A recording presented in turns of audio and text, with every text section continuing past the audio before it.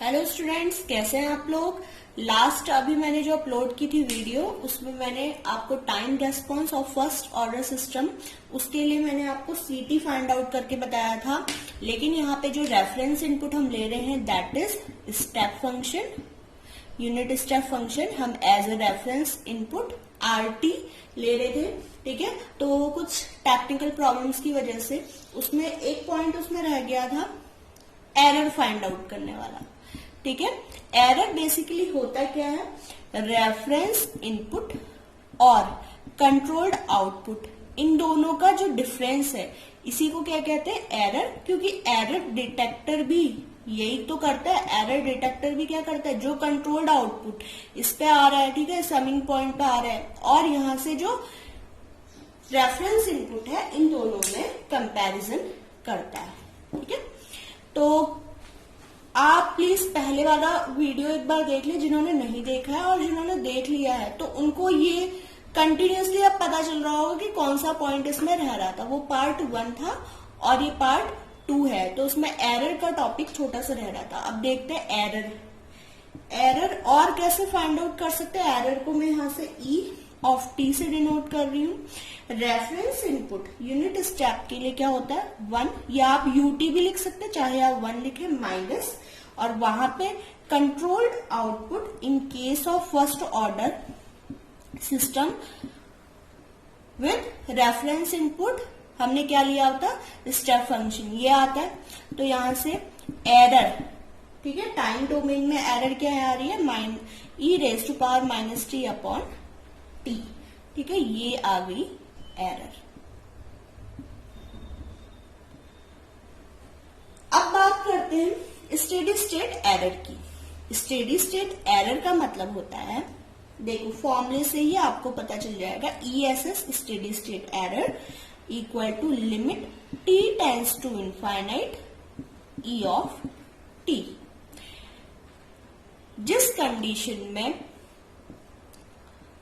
Output reference input से just क्या हो रहा है, मीट हो रहा है, ठीक है, उस कंडीशन पे जो एरर आती है उसे कहते हैं स्टेडी स्टेट एरर, और वहां पर इन दोनों का डिफरेंस देखा जाता है, ठीक है। तो ये हो गया स्टेडी स्टेट एरर। अब स्टेडी स्टेट एरर के लिए फॉर्मूला क्या है, टी टेंड्स टू इनफाइनाइट, मतलब बहुत ज्यादा टाइम के लिए आता है, तो इसके लिए limit T tends to infinite इसलिए कर रहे हैं क्योंकि हमें नहीं पता वो टाइम कब आएगा जब रेफरेंस इनपुट से आउटपुट मैच करेगा, तो इसे क्या कर देते हैं, टी टेंड्स टू इनफाइनाइट। बहुत लार्ज टाइम के लिए आता है ना इनफाइनाइट। अब देखते हैं इसे सॉल्व करके। ESS equal to steady state error equal to limit T tends to infinite E raise to power minus T upon T. अब यहाँ पे आप लोग लिमिट जब लेंगे तो यहाँ पे क्या आएगा, 0। इसका मतलब क्या है, steady state error for step function या स्टेप सिग्नल जब आप रेफरेंस इनपुट के तौर पे दे रहे हैं RT, ठीक है, तो उस टाइम पे स्टेडी स्टेट एरर हमेशा 0 आती है। अब यहाँ पे आप इनफाइनाइट वैल्यू रखेंगे, ये क्या आएगा, ई रेज टू पावर क्या आ जाएगा, ई रेज टू पावर यहाँ पे क्या आएगा, इनफाइनाइट, और दैट इज 0। तो ये टॉपिक रह रहा था। अब नेक्स्ट इसमें कुछ ऑब्जर्वेशंस आप लोग देख सकते हैं। कुछ ऑब्जर्वेशंस जैसे देखिए, कंट्रोल्ड आउटपुट सीटी की वैल्यू क्या आई, इसमें फर्स्ट ऑर्डर के लिए सीटी की वैल्यू आई 1 minus E raise to power minus T upon T, ठीक है। अब देखते हैं at T equal to capital T क्या वैल्यू आती है। देखिए कैपिटल टी को क्या कहते हैं, time constant. Capital T is a time constant, और इसकी डेफिनेशन क्या है, इस पे डीपी अभी जाएंगे। देखिए C T equal to 1 minus E raise to power minus T.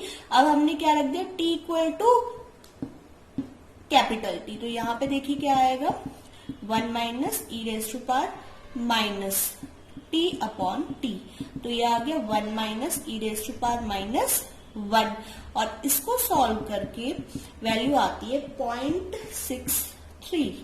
ठीक है, क्या आता है 0.63। अब कंट्रोल्ड आउटपुट की वैल्यू 0.63 आ गई और रेफरेंस इनपुट क्या था, रेफरेंस इनपुट था 1।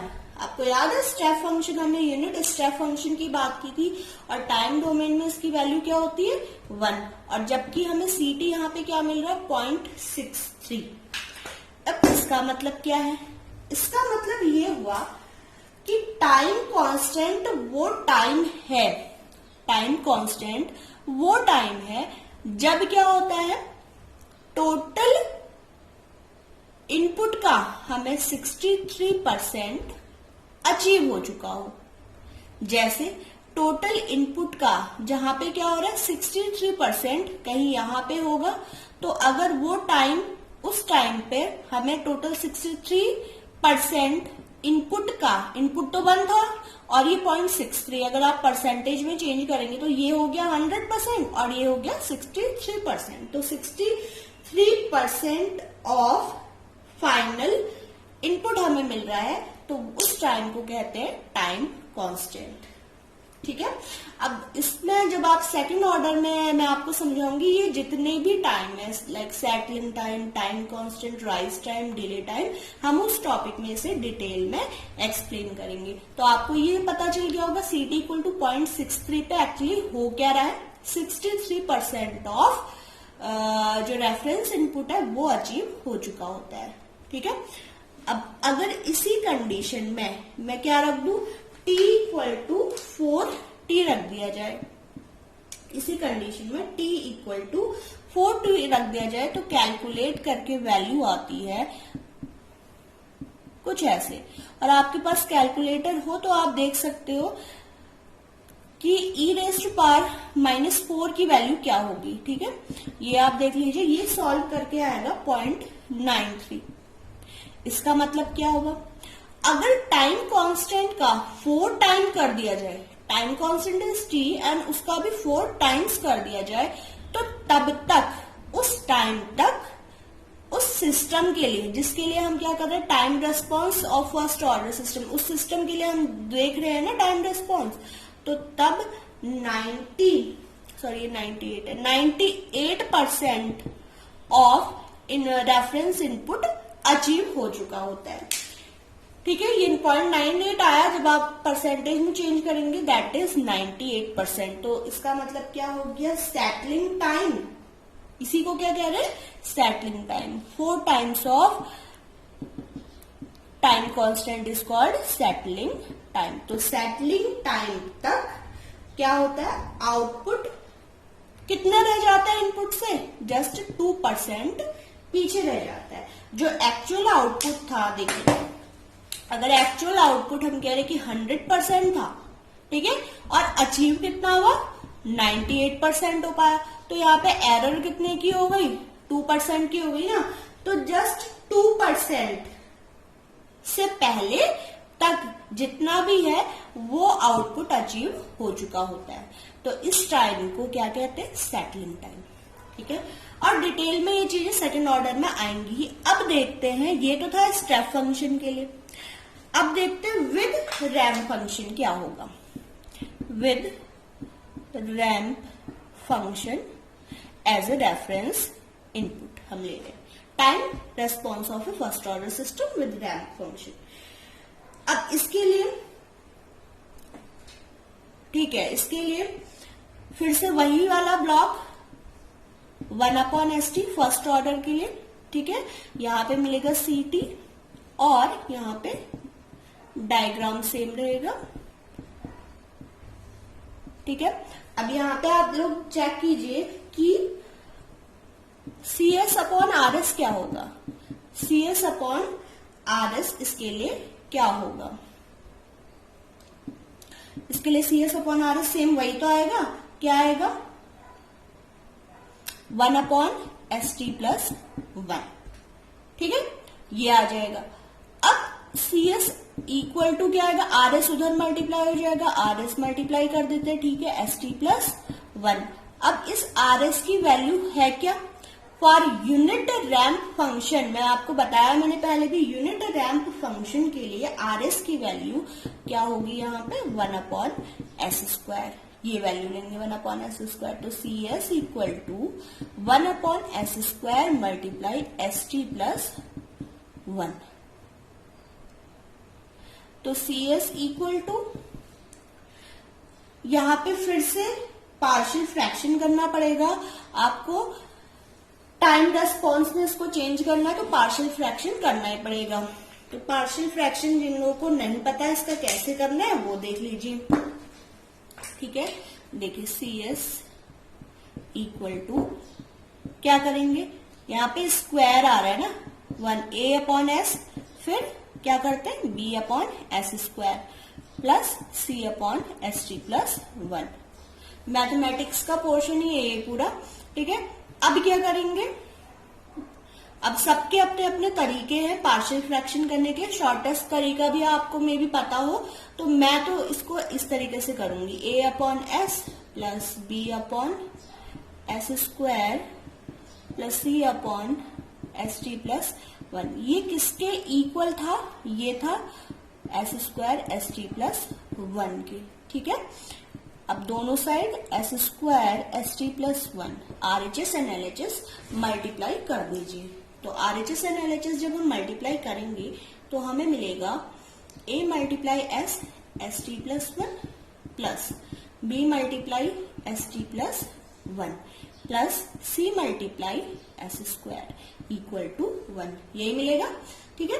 तो अब क्या होगा, a इंटू मल्टीप्लाई कर देते s² plus as plus bst plus b plus c/s² equal to 1, ठीक है। अब s² वाले जितने भी कोफिशिएंट वाले जितने भी टर्म है उनको कॉमन ले लीजिए। अब यहां से भी s के टर्म में जो भी आ रहा a plus bt plus b equal to 1, ठीक है।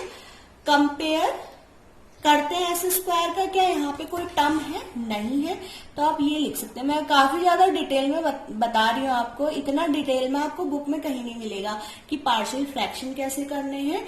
और इसमें देखिए s² का यहाँ कोई कोफिशिएंट नहीं, तो क्या लिख सकते हैं आप 0। यहाँ पे s का कोई कोफिशिएंट नहीं, यहाँ पे क्या आ जाएगा 0, ठीक है। पता है मुझे स्टूडेंट्स को कहीं ना कहीं पे, क्योंकि ये चीजें छूट चुकी होती हैं। देखिए पार्शियल फ्रैक्शन है, ये चीजें हो सकता है आपने कुछ साल 1-2 साल पहले सीखा हो मैथमेटिक्स में, ठीक है। अभी आप इसके टच में नहीं है तो आप इसे देख लीजिए। अब s² इंटू 0, यहाँ पे क्या है 80, तो 80 प्लस c इक्वल टू क्या हो जाएगा 0। कंपेयर करेंगे ना, s² का कोफिशिएंट यहाँ पे 0 है, यहाँ पे क्या है 80 प्लस c, ठीक है। एक इक्वेशन ये हो गई। फिर a plus bt equal to 0, एक इक्वेशन यहाँ हो गई, यहाँ पे 0 है, यहाँ पे ये। और अगला b इक्वल टू 1, ये तो डायरेक्टली निकल गया क्योंकि यहाँ पे कांस्टेंट है 1, तो ये आपने ये लिख दिया। अब b इक्वल टू 1 है तो यहाँ पे इसका बेनिफिट ले लेते हैं थोड़ा, है ना। b इक्वल टू 1 तो ये equal to 0, a plus t equal to 0, then a equal to minus t। तो दो कोफिशिएंट मैंने निकल चुके हैं, a equal to minus T, b equal to 1। Next यहाँ पे देखिए क्या होगा, a है माइनस टी एंड c देखते हैं क्या आता है, c equal two plus t²। तो ये 3 तरीके के कोफिशिएंट a b c मैं फाइंड आउट कर चुकी हूँ। फाइनली आपको इसे a b c जो वैल्यू वहां पे थी, ठीक है, यहाँ पे हमने जहाँ पे पार्शियल फ्रैक्शन करके ये लिखा हुआ था ना, यहाँ पे आप a b c की वैल्यूज पुट कर दें। यहाँ पे a b c की वैल्यू अगर पुट कर देंगे तो देखिए a की वैल्यू यहाँ पे पुट करिए a/s का, प्लस b की वैल्यू 1 है, ये माइनस टी a की वैल्यू थी, b की वैल्यू 1 है, प्लस c की वैल्यू आई t² अपॉन st प्लस 1, ठीक। अब दोनों साइड अगेन क्या करेंगे, ये s डोमेन में, s डोमेन को टाइम डोमेन में चेंज करने के लिए क्या करते हैं, लाप्लास इनवर्स लाप्लास ट्रांसफॉर्म करेंगे दोनों साइड। तो ये आ जाएगा बच्चों c of t equal to C of T equal to, इसको सॉल्व करके क्या आएगा, माइनस टी, ठीक है। इसको 1/s², 1/s² किसका होता है, रैंप का होता है, तो यहाँ पे आ जाएगा प्लस टी रैंप के लिए। यहाँ पे भी एक तरीके से 1/s छिपा है, 1/s किसका होता है, यूनिट फंक्शन का, यूनिट स्टेप फंक्शन का, और उसके लिए क्या आ जाएगा 1, तो 1 multiply T equal to minus T, ये आ गया ना। यहाँ पे आप सोच सकते हो कि 1 है और ये 1/t होता, 1/s किसके लिए होता है, यूनिट स्टेप फंक्शन के लिए होता है, तो ये आ गया माइनस टी। उसकी वैल्यू टाइम डोमेन में तो 1 ही रहती है, और 1/s² that is ramp function. फिर t²/st+1, t²/st+1 के लिए क्या कर सकते हो आप, लाप्लास इनवर्स। अभी मैंने यहाँ पे सॉल्व नहीं किया, एक टी को आप अपॉन में ले जाइए, s+1/t²,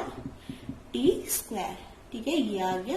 तो c of T equal to t minus t plus t, ये वाला हमने कॉमन ले लिया, e⁻t⁻t²,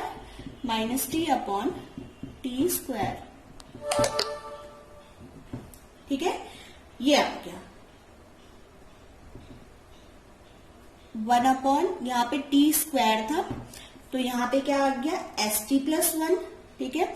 अब इसके t को, एक जो पावर t थी इसको हम अपॉन में लेंगे, ठीक है, सॉरी, यहाँ पे क्या आएगा 1/t आएगा, कैलकुलेशन में थोड़ी सी मिस्टेक हो गई थी, तो यहाँ पे आएगा e⁻t/t, ठीक है, क्योंकि सिर्फ इसकी एक पावर हम नीचे डिनोमिनेटर में ले गए और एक टी यहाँ पे ऊपर रह गया, तो हमें इस तरीके से time response for first order system with ramp function मिल गया। अब इसके लिए आप क्या बता सकते हैं, एरर फाइंड आउट कर सकते हैं। एरर कैसे फाइंड आउट करेंगे, again E of T equal to, ये तो फॉर्मूला आपको याद ही हो गया होगा, RT minus CT, RT minus CT। तो देखते हैं RT, इसके लिए मैंने क्या लिया हुआ था, RT अपने आप में क्या है, रैंप फंक्शन, और रैंप फंक्शन की वैल्यू होती है t, ठीक है, रैंप फंक्शन की टाइम डोमेन में वैल्यू होती है t माइनस CT।